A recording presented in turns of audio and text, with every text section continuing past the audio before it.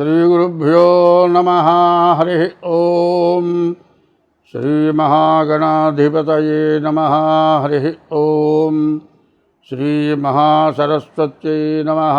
హరి ఓం. శ్రీగురుభ్యో నమః. హరి ఓం.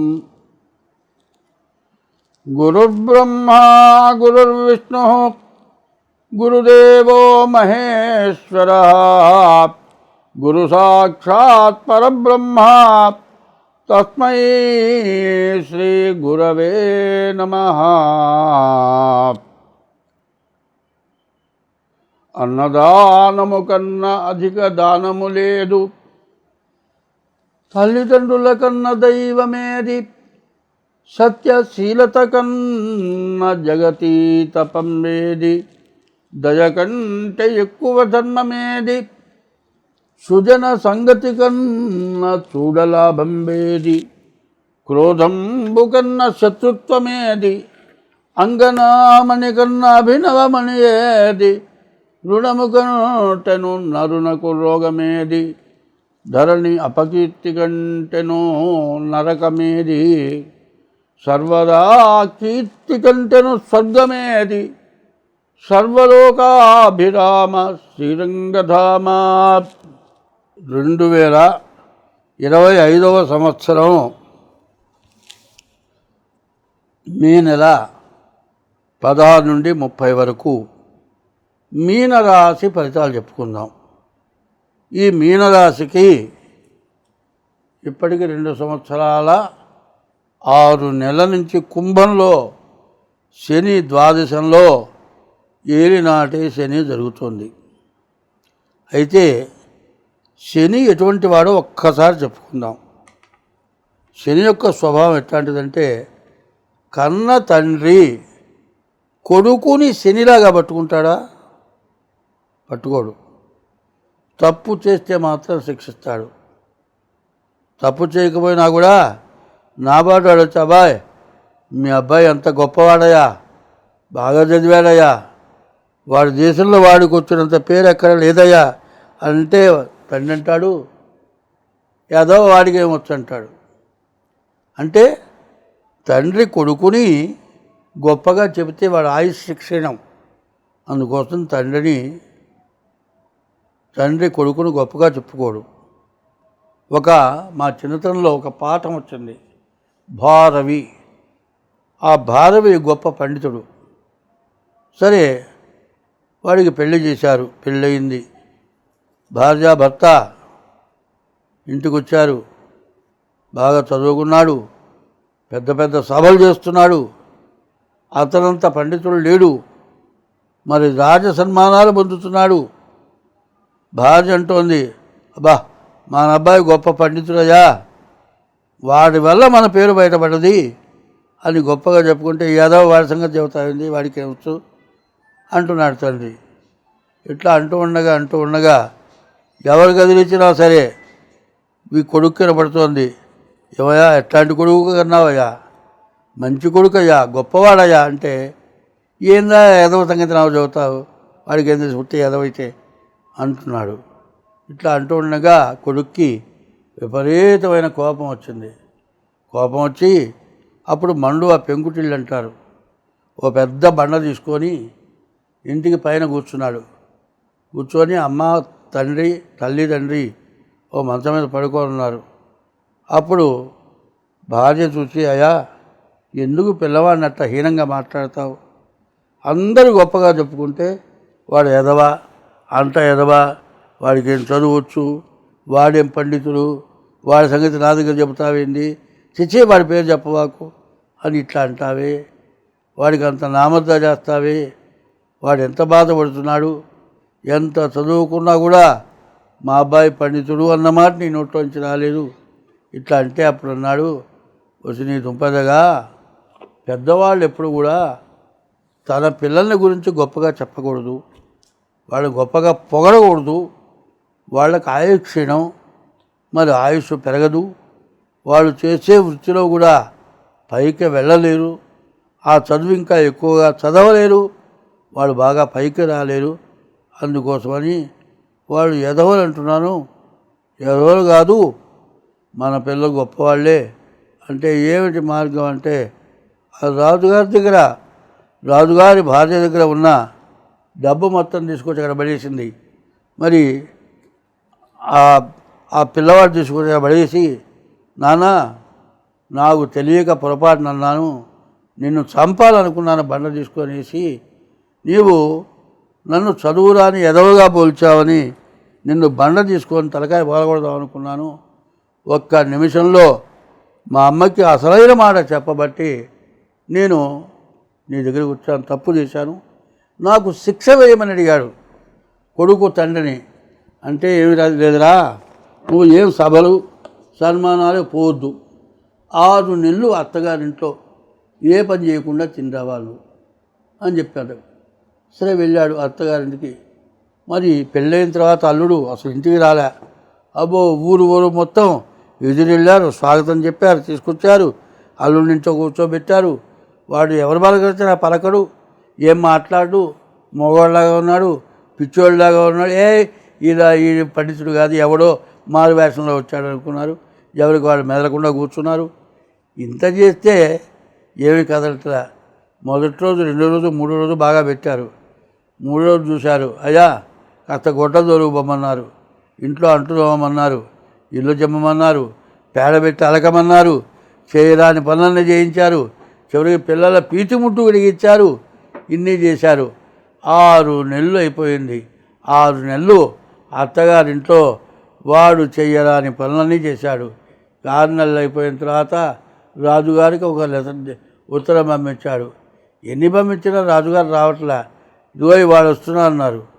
సరే రాజుగారు ఏం చేశాడు, మరి దాసీ జనాల్ని బంగారు పళ్ళెల్లో వజ్రాలు వైడూర్యాలు పెద్ద పెద్ద పళ్ళెళ్ళు ఆభరణాలన్నీ తీసుకొచ్చాడు. అయ్యా ఇవేమొద్దు, మీరు తీసుకెళ్ళండి అన్నట్ట. అత్తగారు అందుట, అదేందయ్యా ఇన్నాళ్ళ నుంచి నిన్ను మేపావే, వచ్చేవి తీసుకోవద్దంటావేమయ్యా అంటే, ఇవన్నీ వద్దు తిరగజేసి పంపించేశాడు. ఇక నువ్వు బొమ్మను పంపించాడు. అప్పుడు ఆ అల్లుడు ఇంటికి బయటికి వెళ్ళాడు. అప్పుడు తండ్రి దగ్గరికి వెళ్ళి పాదాల మీద పడి, నాన్నా నీవు వేసిన శిక్ష నాకు జ్ఞానం కలిగింది. నేను అంత ధనం వస్తే నా అంత గొప్పవాళ్ళు లేడని నేను అహంకారపడ్డాను. నా అహంకారం ఇప్పుడు పోయింది. నాకు శిక్ష వేశావు. ఆ శిక్ష శని వేసిన శిక్ష. శని వాడంత గొప్ప పండితుడు 6 నెలల పాటు దరిద్రం అనుభవించి పాత గుడ్డలు కట్టుకొని తన గుడ్డ తను ఉతుక్కొని తనన్నం తన పెట్టుకొని తిని సద్దన్నం తిని అన్ని చాకిళ్ళు చేసి చివరికి రాజుల చేత చక్రవర్తుల చేత పూజింపబడి అగ్రహారాలు తీసుకొని గొప్పవాడైనట్ట. ఎంతటి గొప్పవాడైనా భార్యను భార్యగా, తల్లిని తల్లిగా, తండ్రిని తండ్రిగా, రాజును రాజుగా, డబ్బును డబ్బుగా చూడాలి. ఇప్పుడు అటువంటి పరీక్ష కుంభరాశికి వచ్చింది కాబట్టి ఎంత జాగ్రత్తగా ఉంటారో అంత మంచిది. డబ్బులు దొరికినాయి కదా అని ఇష్టం వచ్చినా అనవసరం ఖర్చులు పెట్టుకోబాకండి, బాగుంటుంది, చాలా బాగుపడతారు. ఒకటే నేను చెప్పిన జ్ఞానం ఏంటో మీరు ఆలోచించుకోండి. మరి అత్తగారింటికి అల్లుడు వస్తేను ముచ్చటగా నుండేది 3 నాళ్ళు. మరి ఒక్క దినమైన మరి బావమరుదులు రకరకాలైన బాధలు పెడతారట. అందరూ తిన్న తర్వాత అట్టడుగు మాడు చెక్కలు పెడతారట.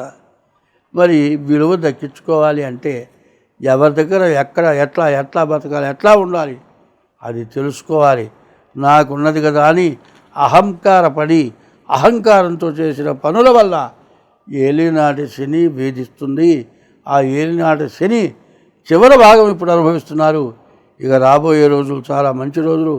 మంచి రోజుల్లో పాత రోజుల్లో చేసిన అహంకారమైన పనులు చేయకుండా భారవి గొప్ప పండితుడై తండ్రి చేత జ్ఞానబోధ చేయింపబడి అత్తగారింటికి వెళ్ళి అష్ట కష్టాలు పడి మళ్ళీ తిరిగి సంపాదనకు వచ్చి గొప్పవాడు అనిపించుకున్నట్లుగా వెళ్ళాల్సిన వాళ్ళు అంత సుఖపడతారు. ఇప్పుడు 2024 నుంచి కూడా 2030 వరకు కూడా జరిగిన కొద్ది సంవత్సరాలు పూర్తిగా మనందరినీ కష్టాల్లోకి పంపించేటువంటి సంవత్సరాలు. కష్టాలు అంటే 8 రకాలు చెప్పారు. అష్ట కష్టాలు అంటారు. ఆ అష్ట కష్టాలు డబ్బులున్నా, భార్య ఉన్నా, పిల్లలున్నా, ఇల్లున్నా, విద్య ఉన్నా, ఉద్యోగం ఉన్నా, ఎంత డబ్బున్నా కాదండి, కొండంత బంగారం ఉన్నా, కొండంత బంగారం కొండ మీద కూర్చుంటే తినటానికి ఏమన్నా అన్నం వస్తుందా? అన్నం తిన్నంత బంగారం ఏమైనా తినగలుగుతాడా? తిని అరిగించుకోగలుగుతాడా? కాబట్టి కష్ట సమయాలు ఇవి. ఇప్పుడు జరుగుతున్నది అందరికీ కూడా తెలుసు. ఉగ్రవాదుల యొక్క బాధతోటి సరిగా చెప్పాలంటే ఎవ్వరూ ఓర్చుకోలేనటువంటి, కనీసం హిందూ దేశంలో ఉన్నటువంటి ముస్లిమ్స్ కూడా ఇది తప్పు, దీనికి తగినటువంటి ప్రాయశ్చిత్తం జరగాల్సిందే అని కోరుకుంటున్నటువంటి మహోన్నతమైనటువంటి సమయం. ఈ సమయం ప్రతీకారం తీర్చుకుంటామంటాం కాదు కావాల్సింది. మొన్న ఒక అమ్మాయి అక్కడ భర్తని చంపారు. అతను కూడా మిలిటరీ మ్యానే.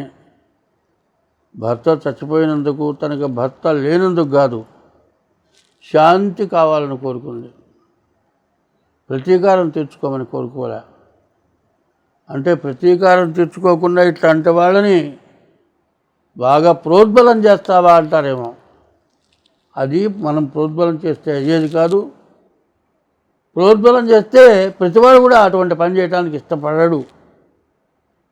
అది కాలచక్రం. ఈ కాలచక్రం ఇదే కాల సర్పం అన్నారు. కాలమే సర్పమే కాటేస్తుంది. ఎవడు చేసిన కర్మ వాడు అనుభవించక తప్పదు. కాబట్టి ఇప్పుడు జరిగిన దానికి మరి దాదాపు 40 మంది జనాలను చంపారు. దాని గురించి అందరం కూడా చాలా బాధపడుతున్నాం. కానీ ఇట్లా ఎందుకు జరిగింది? ఈ జరగటానికి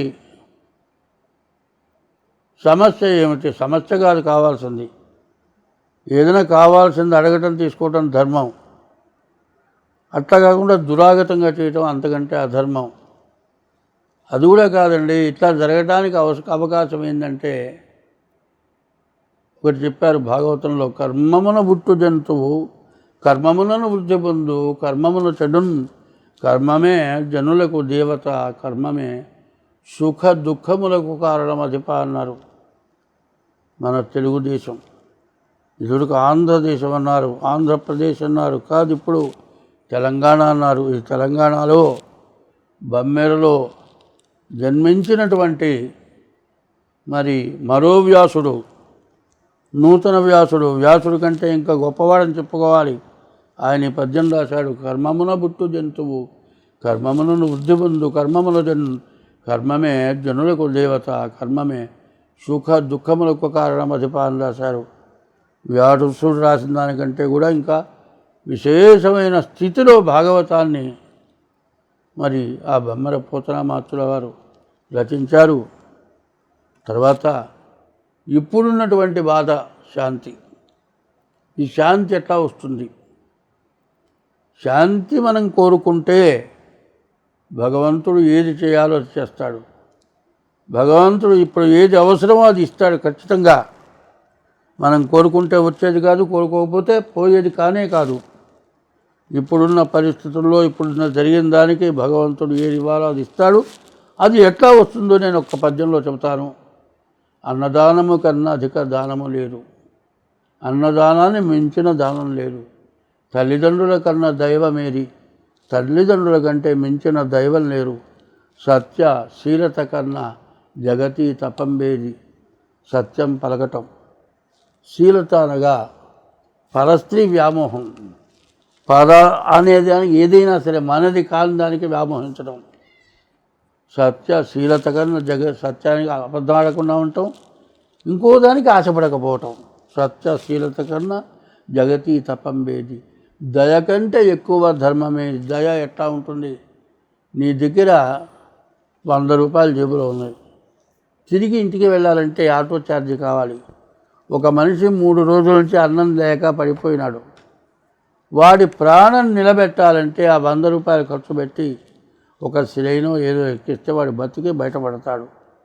నీవు నడిచి ఇంటికి వెళ్ళినా తప్పు లేదు, కానీ ప్రాణం పోయేవాడిని రక్షించడం దయ. దయ కంటే ఎక్కువ ధర్మమేది. సుజన సంగతి కన్నా చూడ లాభం వేది.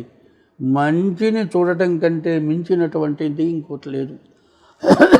ఏదైతే మంచి, ఇప్పుడు మనం చెప్పుకున్నాం, ప్రాణాపాయ స్థితిలో ఉన్నాడు, 3 రోజుల నుంచి ఆహారం లేదు, వాడు చచ్చిపోతాడు. వాడు బతకాలంటే మనకి తర్వాత రేపటి రోజు మన సంగతి ఏమన్నా కానీ ఇంటికి పోయే లోపల మనం ఏమన్నా కానీ ముందు ఆ మనిషిని బతికిద్దామని ఆ 100 రూపాయలు ఖర్చు పెట్టి ఆ శిలైనెక్కిచ్చి మరి ఆ జీవిని రక్షించడం, అది సత్యశీలత కన్నా జగతి తపంబేది. దయ, అటువంటి దయ కంటే, ఇప్పుడు ఆ మనిషిని బతికించడం దయ కంటే ఎక్కువ ధర్మమేది. సుజన సంగతి కన్నా చూడ లాభం వేది. ఒక దేవాలయం కట్టినా, ఒక వివాహం జరిగినా, ఒక మంచిది ఏదైనా కార్యక్రమం జరిగినా, ఒక యజ్ఞం జరిగినా, దానికంటే చూస్తే వచ్చే లాభం ఇంకోటి లేదుట. సుజన సంగతి కన్నా చూడ లాభం వేది. క్రోధము కన్నా శత్రుత్వమేది. ఇప్పుడు జరిగిన దానికి తిరిగి క్రోధంతో మళ్ళీ దాన్ని బాకీ తీర్చుకుందామనే క్రోధం అనేది శత్రుత్వం. అటువంటి శత్రుత్వం కంటే ఇంకోటి లేనే లేదు. క్రోధంబు కన్నా శత్రుత్వమేది. అంగనామణి కన్నా అభినవ మణి ఏది. అంగనామణి ఆడమనిషి కంటే వేరే మణి లేదుట. ఒక్కదానికి ఒప్పుకుంటున్నా నేను, వాళ్ళు మగవాళ్ళందరినీ చంపినా ఆడమనిషి జోలికి పోలేదు. అంగనామణి కన్నా అభినవ మణి ఏది. రుణము కంటేనో నరునకు రోగమేది. రుణం కంటే రోగం కొట్టలేదు. 24 గంటలు వాడు అడిగిన దానికి బాధ, తేలకపోయినందుకు బాధ, బాకీ తీర్చలేనందుకు బాధ. ఈ బాధతో వ్యాధి. రుణము కంటేను నరునకు రోగమేది. సర్వదా కీర్తి కంటేను స్వర్గమేది. సర్వలోకాభిరామ శ్రీరంగధామ. మంచి చేస్తే ఆ ఆనందం కంటే మించిన స్వర్గం లేదు. కాబట్టి ఇటువంటి ధర్మం ఉండాలి అంటే ముందు అందరూ అన్నదానం చేయండి. అన్నదానాన్ని మించినటువంటి శాంతి లేదు. కాబట్టి మనం అందరం బాగుండాలంటే ధర్మో రక్షతి రక్షితః.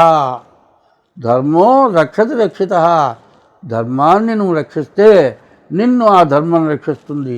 ధర్మో రక్షతి రక్షితః. మరి ధర్మస్య జయోస్తు. ధర్మం ఎప్పుడు జయిస్తుంది. అధర్మస్య నాశోస్తు. అధర్మము ఎప్పుడు నాశనం చేస్తుంది. ప్రాణిషు సద్భావనాస్తు. ప్రతి జీవరాశిని కూడా హింసించకుండా దాన్ని రక్షించటమే ప్రాణిషు సద్భావనాస్తు.